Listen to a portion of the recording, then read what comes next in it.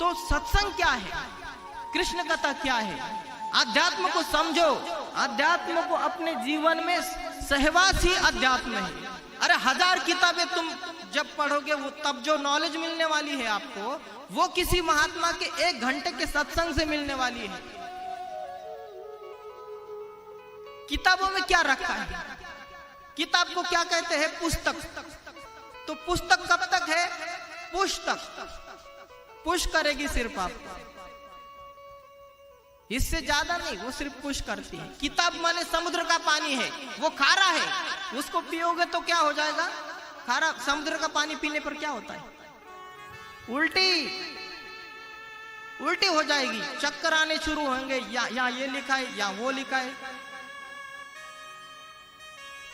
क्या करूं? उधर तो गीता में ऐसा लिखा है, इधर ऐसा लिखा है भागवत में, तो भगवान अंत में है कैसे भाई? फाइनल क्या है?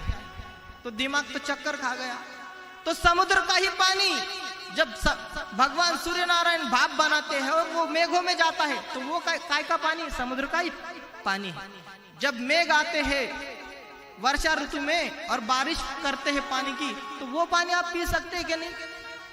दुनिया के सबसे अच्छा फिल्टर किया हुआ पानी बारिश का पानी होता है। जब तक उसकी जमीन को स्पर्श ना हुआ हो, फिर उसमें सोडियम और कैल्शियम के क्लोराइड बनते हैं। 12वीं साइंस का फिजिक्स है CaCl2 NaCl2, क्योंकि सोडियम और कैल्शियम जमीन में ज्यादा है। MgCl2 भी बनता है, उसको मैग्नीशियम क्लोराइड कहते हैं। और धूल जमती है, इसको फिल्टर करो तो फिल्टर पानी हो जाता है। तो अगर उसको ऊपर ही पकड़ लेंगे तो उससे अच्छा तो कोई पानी है नहीं। तो ये संत जो व्यासपीठ पे बैठकर बात आपको सत्संग सुनाते हैं, वो मेघ है जो शास्त्रों रूपी समुद्र से जल निकाल कर लाते हैं और आपको यहाँ पर कथा मंडप में प्रदान करते हैं। तो वो जल आपको पचेगा, रुचेगा, उससे आपको सत्संग होगा, उससे आपकी अध्यात्म में प्रगति होगी, रुचि होगी, तब आपको कृष्ण में रस आएगा, कृष्ण कथा में रस आएगा। पर ये पानी ठहरेगा कहाँ? व्यासपीठ से ऊपर बैठकर सुनने वाले जो हनुमान जी, अरे हनुमान जी को पिशाच बनना पड़ा, व्यासपीठ की लेवल के ऊपर बैठे थे। तो अभी कितने पिशाच हनुमान जी से भी शक्तिशाली है, इसलिए शायद बैठे, तो उनको नीचे बैठने में लज्जा आती है। तो पानी कहाँ जाता है? जहां पर ढलान हो, जहां पर निचला भाग हो। अगर ज्ञान को लेना है तो निचला बनो। शौनक ऋषि सूत जी से भी ज्यादा ज्ञानी है।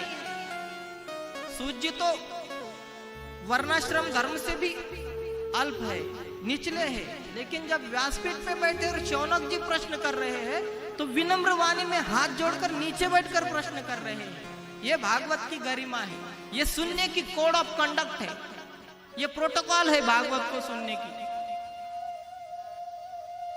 हनुमान जी को पिशाच बनना पड़ा था, आपको क्या बनना पड़ेगा अगर व्यासपीठ से ऊपर बैठ के कथा सुनते? तो आप सोचिए,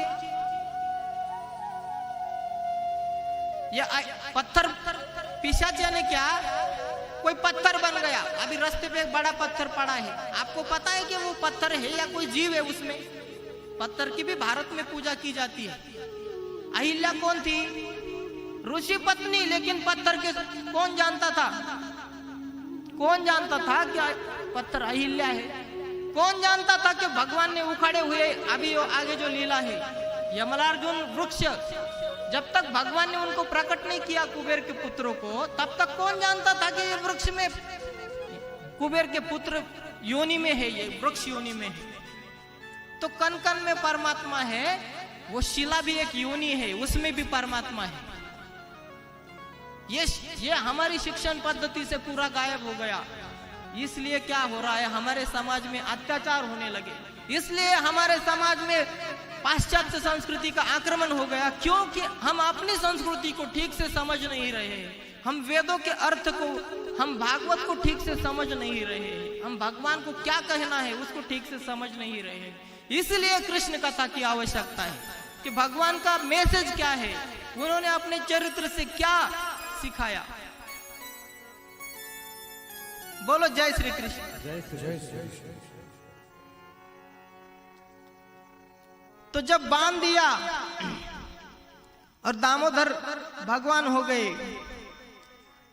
तो सुखदेव जी कहते हैं परीक्षित इस लीला का भाव यह है कि भक्त परिश्रम करे और भगवान कृपा करे, तो तब भगवान को बांध पाता है।